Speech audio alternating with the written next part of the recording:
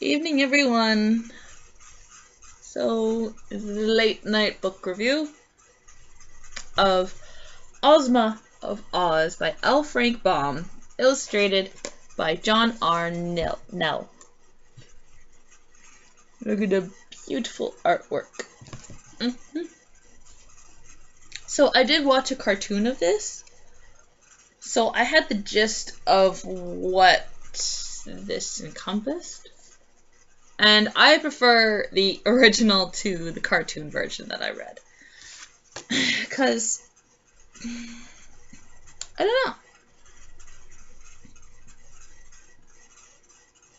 Well, besides it being the original, just stuff that happened in here compared to the stuff that happened in the cartoon, it was just, like, a lot better, I found. And I think I also read a comic book version of this too, but I still like this version better than the cartoon and the comic book compared to this. Because for some reason, there is more stuff in here that describes like what happens in this book and the way Frank describes it and like what they say and stuff like that. It's just a lot better.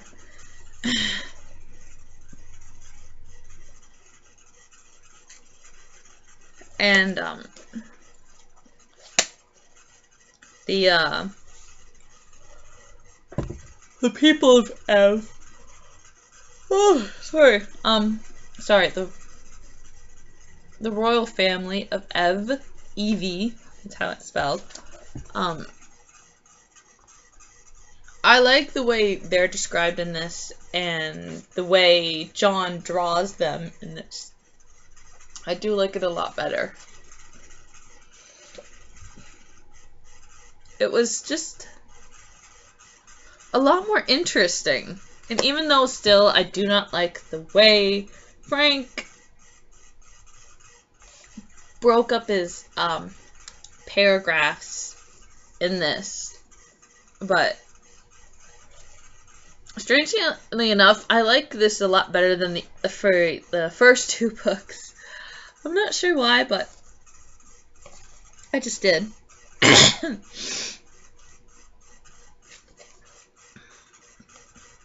And it helped, like, with this the drawings that John has in here. And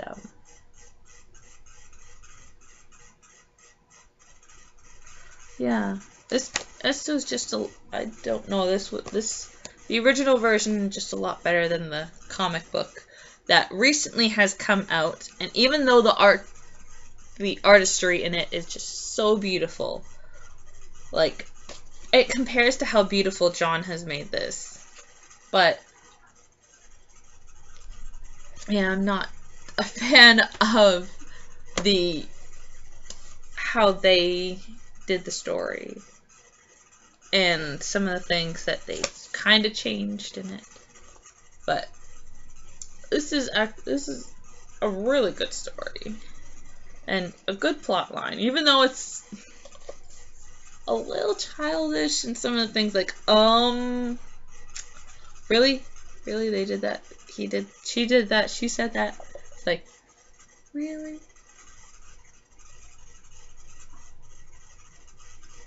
I could have done it a better way or a different way that was better. But overall, a really great book. And I love how in this one Ozma is she feels like she's coming into herself a lot more from the Land of Oz, like the second book. Like, this is the third book. She compared to the cartoon version of her, in that one she feels like she's still, like, finding herself. She's still childish. She's still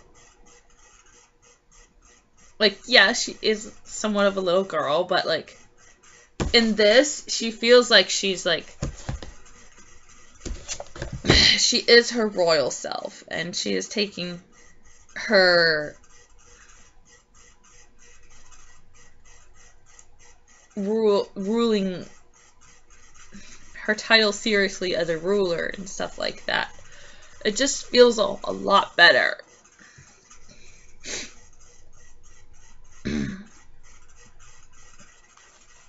Yeah, just overall a really great book, and I find this as one of my more favorite ones.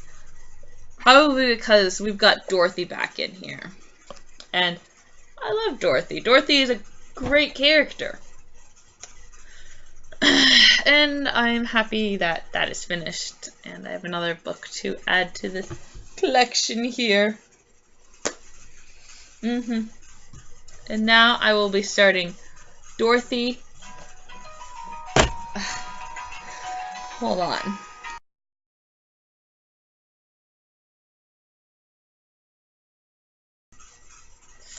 Sorry, guys. But as the little caption title thing just said, my boyfriend called. So I had to pause the video, or at least stop it. But yes, I am now going to be reading Dorothy and the Wizard in Oz. The Wizard comes back. By L. Frank Baum, illustrated by John R. Nell. Look at this. A new drawing. It says, Picking the Princess. This is a very... I read the comic of this.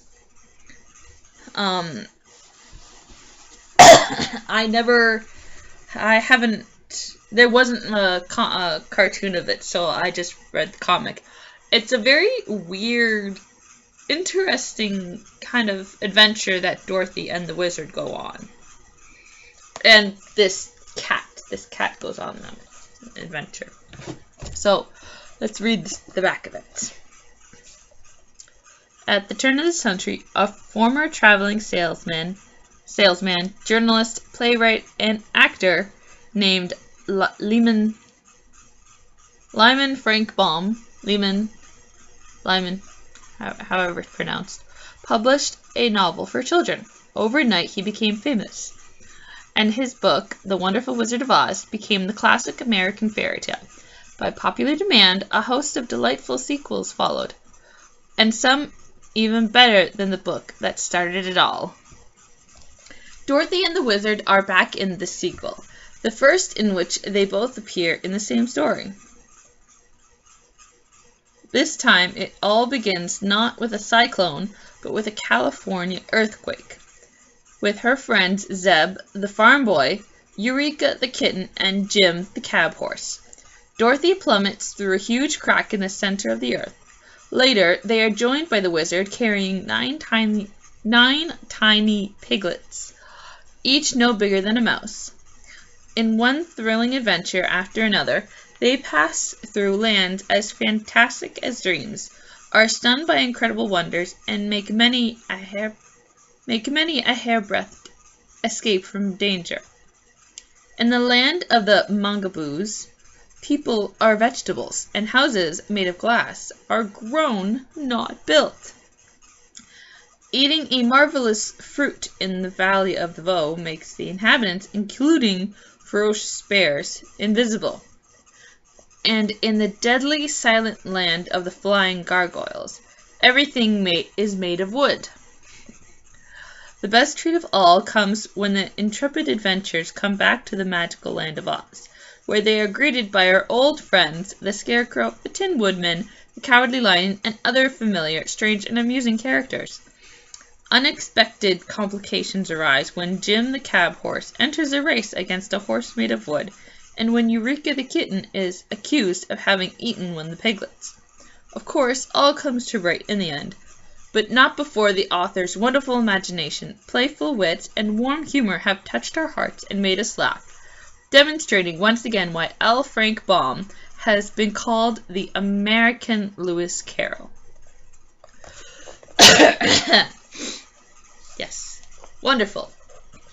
Okay.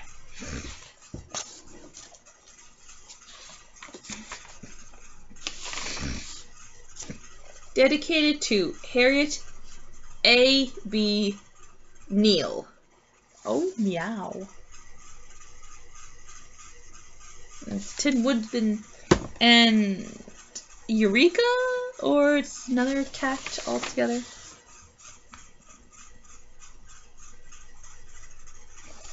It's the Scarecrow and one of the wooden gargoyles. Yes, the gargoyles are made of wood. How long is this? Oh, it's double page this time. To my readers, it is no use at all. The children won't let me stop telling tales of the Land of Oz. I know lots of other stories, and I hope to tell them sometime or another, but just now my loving tyrants won't allow me. They cry, "Oz, Oz, more about Oz, Mr. Baum," and what can I do but obey their commands? This is our book, mine and the children's, for they have flooded me with thousands of suggestions in regard to it, and I have honestly tried to adopt as many of these suggestions as could be fitted into one story. After the wonderful success of Ozma of Oz, it is evident that Dorothy has become a firm fixture in these Oz stories.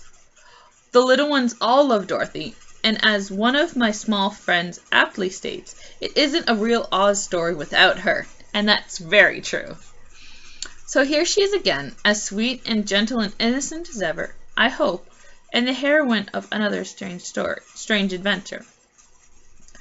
There were many requests from my little correspondents for more about the wizard. It seems the jolly old fellow made hosts of friends in the first Oz book, in spite of the fact that he frankly acknowledged himself as a humbug. The children had heard how he mounted into the sky in a balloon, and they were all waiting for him to come down again. So what could I do but tell what happened to the wizard afterward? You will find him in these pages, just the same humbug wizard as before. There is one thing the children demanded, which I found it impossible to do in this present book.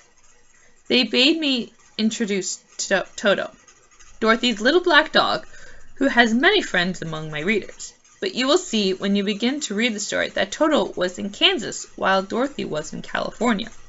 So she had to start on her adventure without him. In this book, Dorothy had to take her kitten with her instead of her dog. But in the next Oz book, if I am permitted to write one, I intend to tell a good deal about Toto's further history.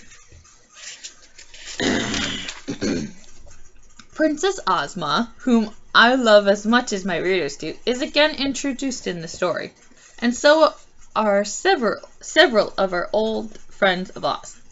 You will also become acquainted with Jim the cab horse, the 9 tiny piglets, and Eureka the kitten. I am certain the kitten was not as well behaved as she ought to have been, but perhaps she wasn't brought up properly.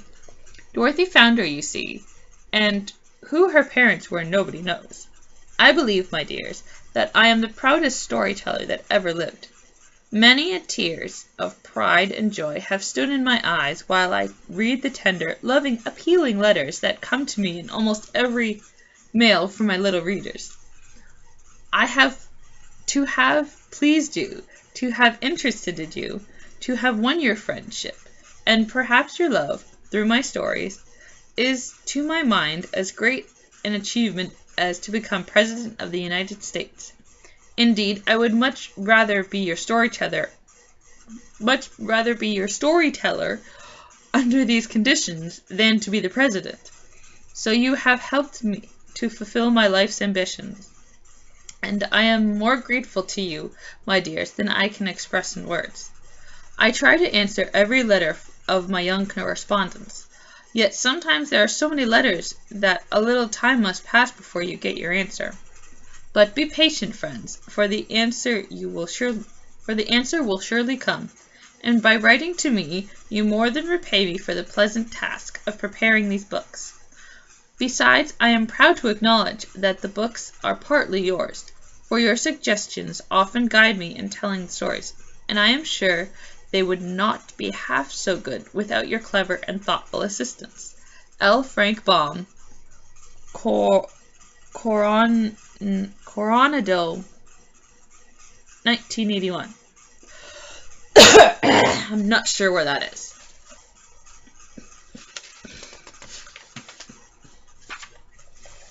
A list of chapters featuring Jack the Pumpkinhead. Looking just as dapper before, and now he has a hat.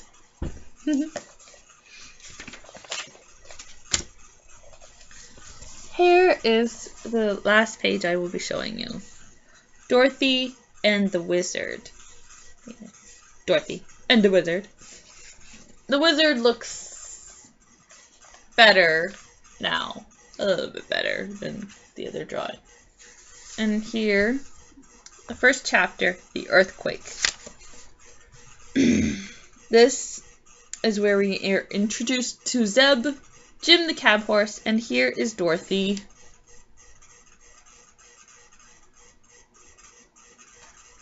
Carrying a bird cage for some reason. And there's a train down here in the middle of this tea. So yes.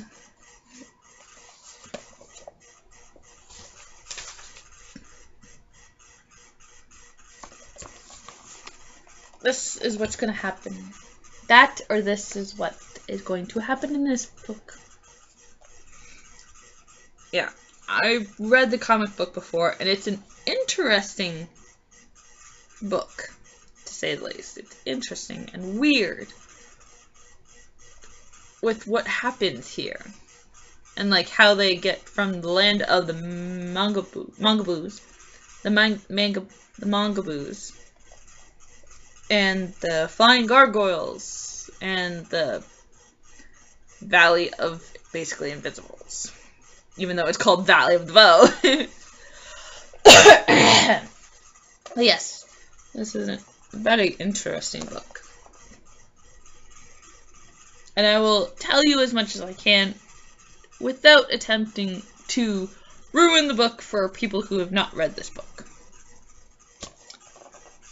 Yes, please go read Ozma of Oz. Yes, Ozma of Oz, because this is book number 4. So go read Ozma of Oz, because that's a really good book. Okay? Good night, everyone.